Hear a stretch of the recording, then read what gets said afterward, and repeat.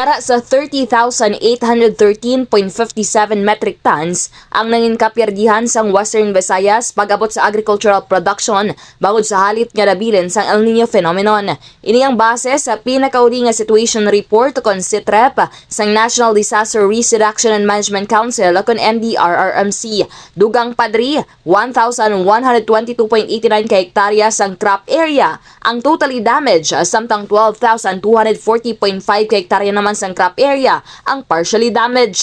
Samtang nagapabilin sa 678,705,381 pesos and 73 centavos ang kabugusan nga kahalitan sa sektor sang agrikultura sa Western Visayas.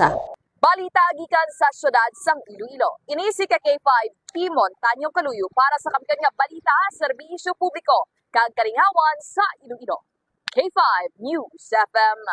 Ang ining nga balita ang ginadulong sa inyo sang DTX Coffee Mix. Himo sa natural nga sangka pareho sang amarkuso, chia seeds, sugared cane extract powder. DTX Coffee Mix. Nakakapi ka na, naka-detox ka pa. DTX Coffee Mix. Mabakal sa mga butika.